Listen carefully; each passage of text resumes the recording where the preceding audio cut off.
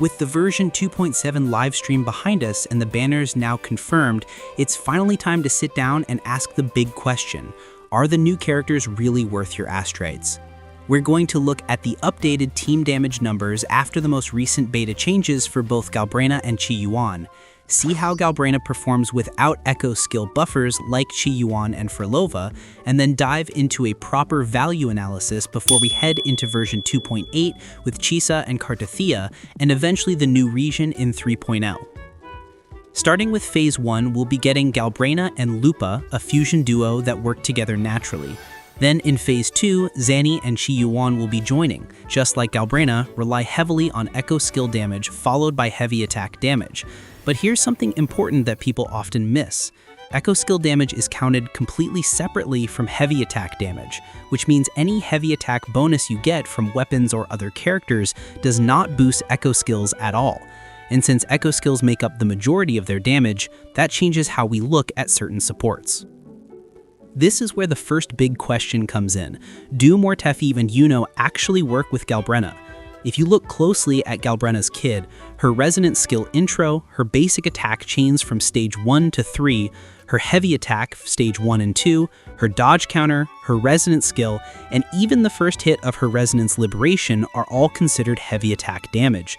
But when you add them up, those heavy attack sources only contribute around 20% of her total damage. That means heavy attack buffers and weapons are really only amplifying 1/5 of her kit. So on paper, Mortefi and Iuno don't look as strong for her as people assume. But when we compare their real team numbers, things get more interesting. If you run Galbrena with Qiuyuan, Lupa, and Mortefi, the total team damage doesn't stack up nearly as well compared to Galbrena's best teams. Iuno's heavy attack buff is actually stronger than Mortefi's, but Mortefi's Constellation 6 gives her a big edge because she adds an extra attack buff that affects Galbrena's entire kit, not just her heavy attacks. That makes Mortefi and Iuno surprisingly close in terms of value, though Iuno's team still comes out slightly stronger because her personal damage contribution is higher. Talking about Galbrena's strongest teams, the absolute best setup right now is pairing her with Furlova and Qiuyuan. Together, they maximize her echo skill buffs, which directly ties into her After Flames mechanic. If you're not familiar with that, After Flames can stack up to 40 and are generated when your teammates perform echo skill damage. Galbrena's own echo skill only counts once, so to build stacks quickly, you always want at least one more echo skill buffer in the team. That's why her liberation damage spikes so hard when paired with buffers like Qiuyuan or Furlova. But the problem with the setup is that you're missing any kind of shielder or healer, so in most situations you'll only be able to run one of them alongside someone like Shorekeeper to keep the team stable. This is also why echo skill buffers end up being far more valuable for her than heavy attack buffers. Now, what about Brant and Lupa? Well, this turns out to be her second strongest setup after Furlova and Qiuyuan, and surprisingly, it even outperforms the Iuno and Mortefi combinations. When you run Mono Fusion with Brant and Lupa, Qiuyuan's team damage is actually a lot closer than you'd expect, and that's all thanks to Brant's insane personal damage output. In fact, the gap used to be even bigger before the latest beta changes, but now that Qiuyuan has been buffed in his personal damage, things have shifted. Even with those buffs though, his personal damage still isn't even half of what Brant can do, which makes it very hard to justify playing Qiuyuan purely as a DPS. That being said, Qiuyuan can still be run as one if you really want to, especially when you look at his resonance chain. His S1 gives him extra crit rate, which is useful to help him reach the thresholds for his crit damage buffs. His S2 is where he shines the most as a support, granting 30% echo skill damage amplification to the entire team. And then his S3 is the point where he starts to look like a real damage dealer, since it pushes his personal damage to a much higher level and actually allows him to be played as a proper DPS if you build around him. Outside of this, Galbrena can also be played in a dual DPS combo with Chun-Li and Lupa, and Chun-Li's outro skill works perfectly with Galbrena. That being said, Brant and Lupa will still give you better results overall, but it's nice to have the flexibility. If you want to see the deeper team discussions, we already made a full guide video breaking down every composition, but to summarize, her strongest setup is with both Qiuyuan and Furlova, followed by Mono Fusion with Brant and Lupa, and then by team setups using heavy attack damage dealers like Iuno and Mortefi. Also keep in mind that plain attack buffs work insanely well with Galbrena, often even better than heavy attack buffs, so echo sets like Moonlit Cloud are strong on her. General attack buffers like Shorekeeper and Verena can also fill the healer slot if you need sustain.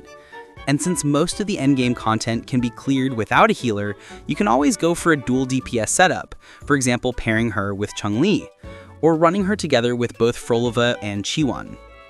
Talking about even more team options, Galbrena can also be paired with Augusta thanks to Augusta's universal outro buffs and very low on-field time compared to most DPS units. This means setups like Iuno, Augusta, and Galbrena can work as well, and you can always swap Mortefi or Shorekeeper depending on whether you need a healer. Coming back to Qiuyuan specifically, right now his main team role is centered around Galbrena. He can be played as a support for on-field Frolova as well, but outside of those two specific pairings, he doesn't bring much value. Even with buffs like 30% crit damage, his echo skill buffs are useless for most other characters, and his personal damage is just too low to justify slotting him as a sub-DPS.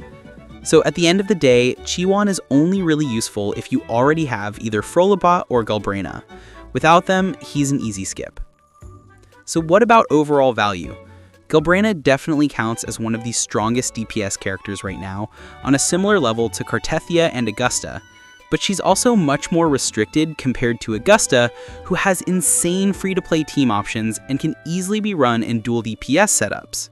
Even compared to Cartethyia, who does rely on another premium partner like Qiuyuan, her total damage is still more consistent than Galbrena's teams with Qiuyuan.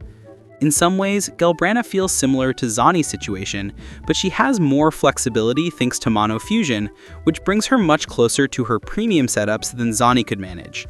And if you ask me, for someone who already has solid DPS units like Augusta, Cartethyia, or even Zani, Galbrena is more of an add-on, giving you another strong team option rather than being a must-have.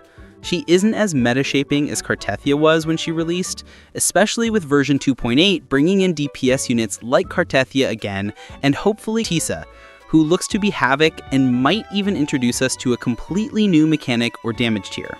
So what do you think? Are you planning to pull Galbrena, or are you saving for the upcoming banners in version 2.8 and beyond? Let me know who you're pulling in the comments. And again, if you want to see their full kits in detail, we already made videos breaking them down, so check those out, and don't forget to join the ongoing giveaway. More info for that is down in the description.